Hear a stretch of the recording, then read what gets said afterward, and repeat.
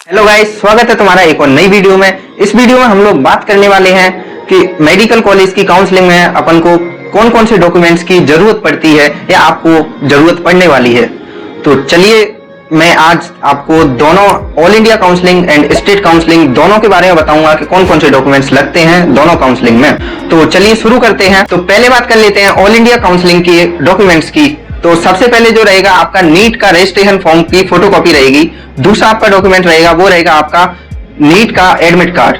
तीसरा रहेगा वो रहेगा आपका रैंक लेटर या फिर आपका नीट का स्कोर कार्ड। ठीक है, उसके बाद आपको 10th 11th 12th की मार्कशीट लगेगी ओरिजिनल। ठीक है, उसके बाद आपको migration certificate, character certificate and transfer certificate जिसको टीसी बोलते हैं, ये सब भी लगने वाला है। इसके बाद अगर आपका गैप है 12th में और अभी एडमिशन ले रहे हो उसके बीच में कुछ ईयर्स का, तो आपको गैप सर्टिफिकेट भी लगेगा। ठीक है, जो कि आप घर से भी बनवा सकते हो या फिर कॉलेज आके भी बनवा सकते हो। ठीक है, उसके बाद आपका जो अलॉटमेंट लेटर रहेगा कॉलेज का वो भी लगेगा, जो कि आपको अभी काउंसलिंग में अलॉट हुआ हुआ कॉलेज, वो वाला अलॉटमेंट लेटर। ठीक है, उसके बाद आपका अगर ईडब्ल्यूएस का सर्टिफिकेट है तो वो लगेगा।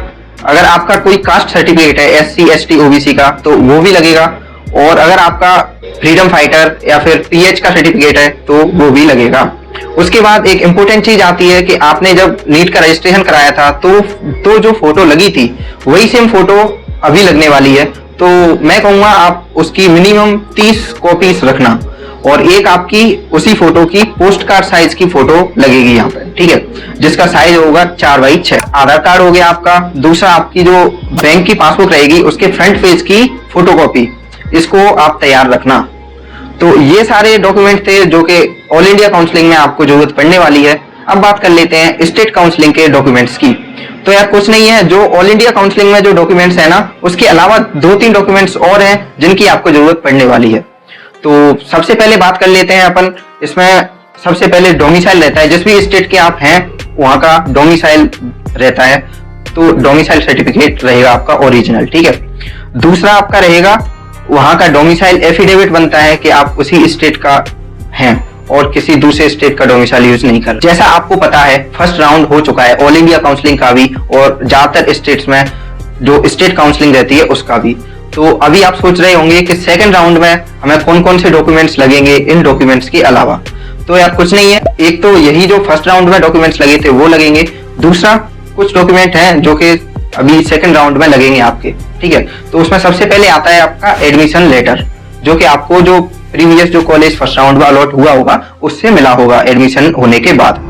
उसके बाद आपका रहेगा अलॉटमेंट लेटर, जो कि आपका सेकंड राउंड की काउंसलिंग से आपको अलॉट हुआ होगा, वो अलॉटमेंट लेटर। ठीक है, तो एक तो ये 2 चीज हो गई। दूसरा रहता है कि एक कॉशन मनी रहती है, तो तीसरा ये डॉक्यूमेंट रहता है। कॉशन मनी की रिसिप्ट रखना ध्यान से, क्योंकि वो भी लगेगी। उसके बाद अपन बात कर लेते हैं कुछ इंपोर्टेंट एफिडेविट्स की जो कि आपको इधर जरूरत पड़ने वाली है। तो सबसे पहले उसमें आता है अपना गैप एफिडेविट। ठीक है, जो कि मैंने पहले भी बात करी थी।